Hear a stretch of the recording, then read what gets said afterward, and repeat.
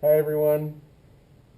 I'm going to give a demonstration on wedging and talk about the tools that you guys will be using for throwing. Um, Bucket, right? Of course, trim tools, a small wire loop tool that has two different shapes on either end. I'll get into this uh, soon in the next couple of weeks. Large trim tool. That'll be for finishing off the bottom of the work that you guys create with cups and bowls. Have a couple of different potter ribs. These are for shaping the clay on the wheel, right? So wood one, metal one, they both have different textures to it. The wood one is a little bit more rounded and smooth. It doesn't bite the clay quite as much. This metal rib has a really sharp edge and can pull out a lot of water. I'll demonstrate how to use these in another video. So be careful with this one. It can cut you, right? It's sharp enough that, and it makes a really nice noise too. So, but if you're, happen to hit your finger a little bit too hard with too much force, this can give you a nasty cut, worse than a paper cut. A small sponge for throwing. Needle tool. I'll demonstrate how to use this in the first throwing video. A wire cutter. These are always kind of a puzzle to unravel when they're first coming out of the kit. You gotta, take the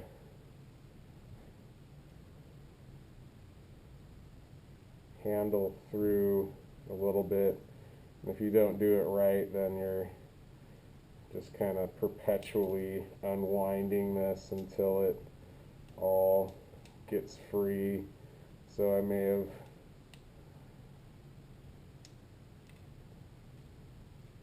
wound it up just a little bit more, but a little bit of effort should pop free. The wire can get kinked, so do your best to keep this as straight as possible, right? So we use this in the first video, and a wood knife. Okay, so I'm going to take you around the studio and show you what I would like you to do for workflow this semester, right? It'll be a little bit different than normal. So you guys have your stations that you've been assigned for seating and your stations that you've been assigned for wheels. So you got your hand building area and your wheel area to create work.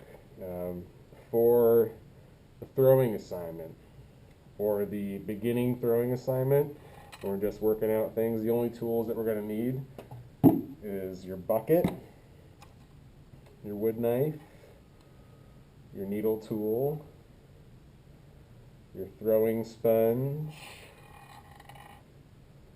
your wire cutter, and that's it.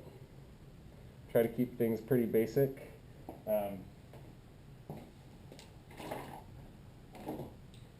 Pop out a screen real quick. I like the fisheye lens because be able to see a little bit more things here, and you can also see me in frame. It might be a little bit curved, but right, it'll work. And then your large sponge too. So those are the tools that we're going to be using. So to prepare your clay for throwing, we're going to do some wedging. So we'll grab clay from the bucket.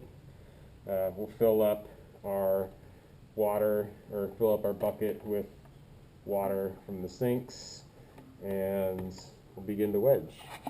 So come follow me.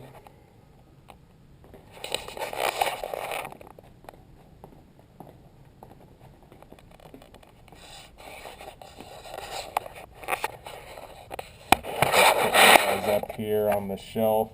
So we're going to fill up our bucket with cold water.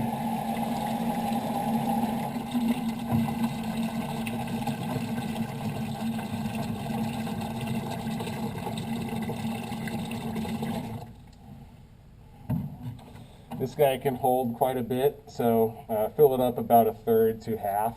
That's all we'll really need for throwing. Okay. And we'll head on back, right? So be mindful of 6 feet social distancing.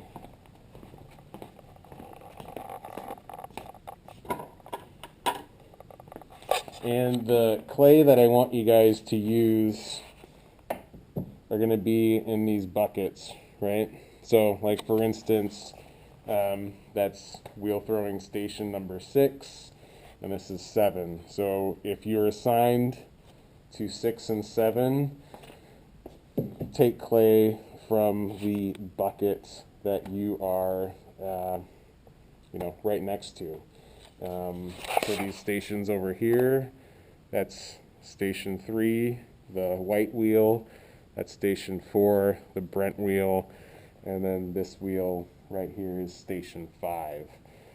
So you guys will be using that bucket to grab clay with those wheels, and then same with wheels 1 and 2 on the opposite side over there. There's a full bucket of reclaim that I want you to use on that side. So it'll keep us, properly distant from each other while we're working. So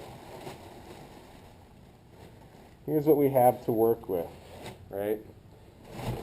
We've got these large lugs of clay, and for this assignment, I want you guys to begin throwing 1 pound to 1.5.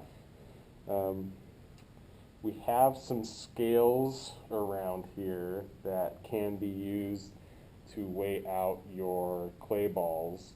Another way that I like to measure the clay is by finger widths, right? So 4 finger widths of clay works really well for me. So if, I use my hands, I can tear off a nice chunk of clay to use. I'll use this to demonstrate wedging.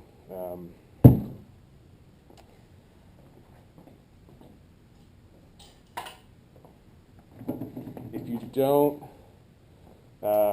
feel like tearing off clay hunks like I just demonstrated, you can always use your wire tool, right? Your wire cutter. So placing the clay just on end like that and cutting through. Cuts like butter, and this clay has been sitting all summer long.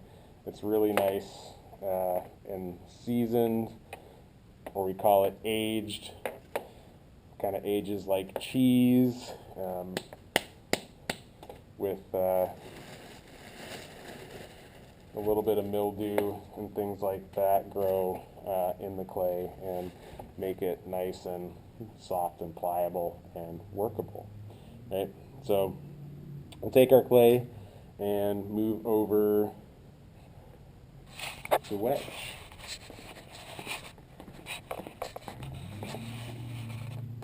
So I'm wedging at the wedging table here. If things are a little crowded, which it might be, you know, instead of being right next to each other here, we have a wedging table over on the other side right here, right? Again, be mindful of 6 feet, so if someone's working at this wheel here, wedge over here, right? Someone's working on this wheel over here, wedge over here. If both people are working on the wheels here, wedge on your table, right? So this is concrete. It's really nice and stiff. There's a little bit of a wet mark there, so it absorbs water a little bit. So what wedging does is it preps the clay for us to throw. It makes it uniform. The molecules align in a particular way that, again, becomes unified, right? It blends the hard areas of the clay that might be a little bit more dry with the wet area in the center that's a little bit more moist, right? So if anyone's ever needed dough, it's a similar process, but instead of folding air in, we're pushing air out. So how I'd like you to begin with wedging is capping your hands on either side here and push forward, right? We'll rock the clay back, change our hand position, and push forward again, right? So you can see on the side how much of the clay I've moved, and it takes a little bit of practice to get the hang of this, but with practice over the next week in your labs, and then we'll go over this in person in class, it will become more understandable, right? So push, pull, rotate, push, rock back a little bit, change your hand position.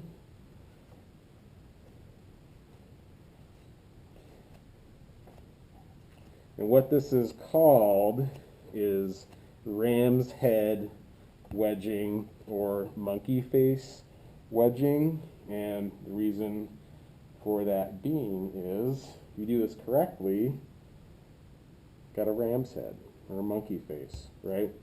So what's happening with the clay is that it's spiraling in on itself and folding where we are pressing through the clay. So all these little folds here, the air bubbles are working from the center and going outward and leaving the clay body, right?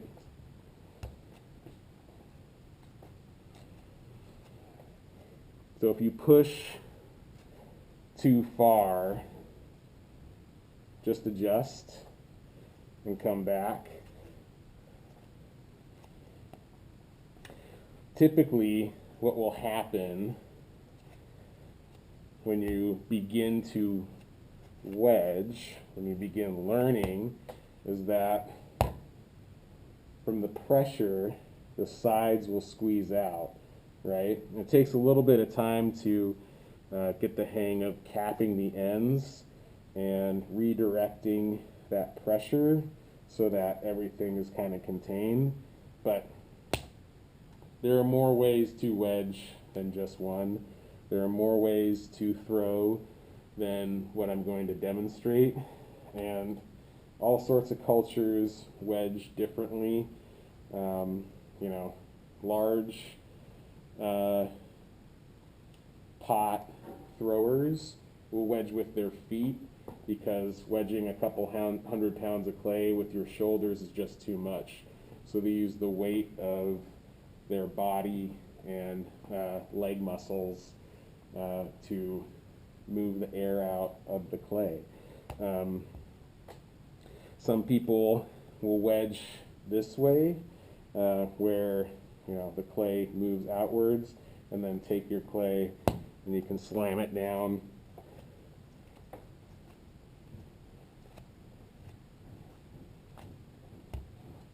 And then wedge again, right?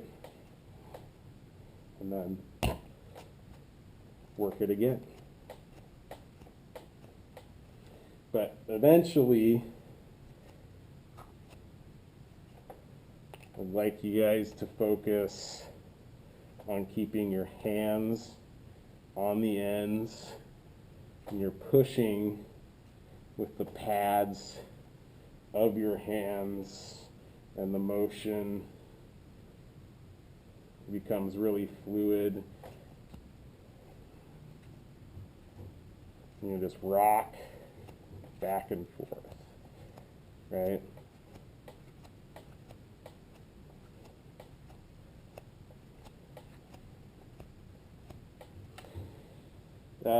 This is how I began to wedge when I started ceramics, right? There's also a method called spiral wedging, where you make a cone and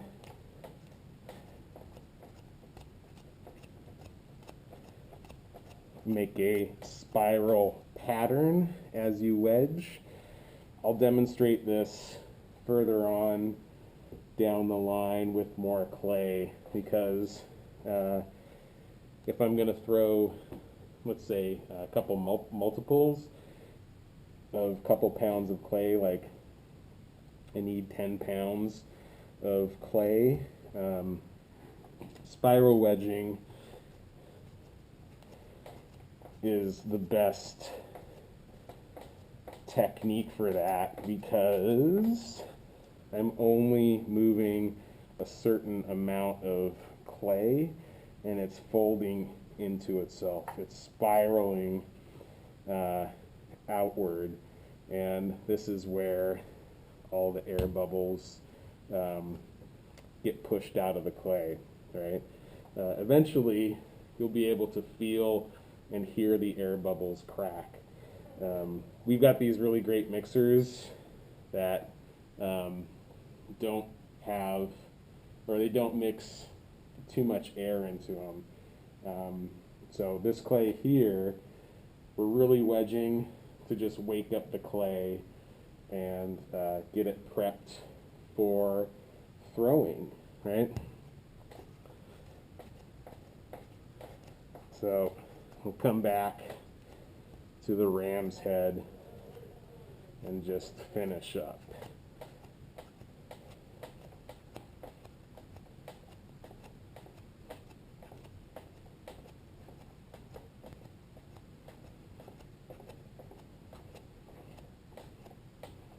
So I want to show you it from the side, what it looks like, right?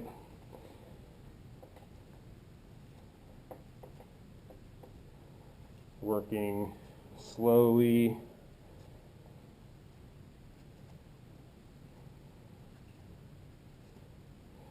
I've got my hands capped on the sides, pull up on the clay, rotate and push through, rotate and push through.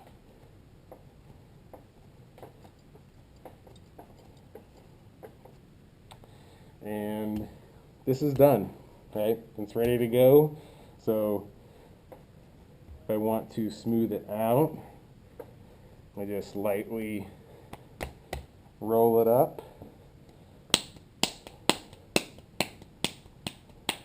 I can pat it into a ball and cut what I need off, right? So here are those scales that we have.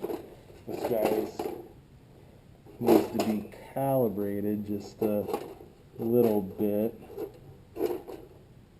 You get a little out of whack sometimes. You know, studio equipment gets used a lot by a lot of people. So what I want you guys to work on is about 1 pound to 1.5 pounds of clay. So again, this is what works for me. I can pat it out into a thick lug of clay, and I can measure with my fingers or take a look about what half is, and I can rip to use that, or just simply, you know, cut the clay in half, work it back and forth so it cuts all the way down, and I've got 2 equal halves, about 2 equal halves. So this will get you a similar sized cup and bowl that match, right? So if you get into production pottery, having forms that are similar in size is important, or like a set, like things that go together. You can take a look at the scale. That's about 1.5 pounds. So this is what I want you guys to work with, right? I was getting up to close to 2 pounds, but that's okay, right? Don't go over 2 pounds. The clay will move in a different way, and I want you all to get the basics first, right? So from here, we're going to go to the wheel. So bear with me for a second.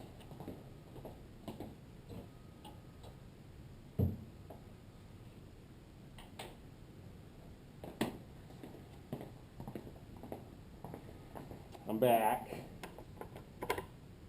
So how I like to carry my tools,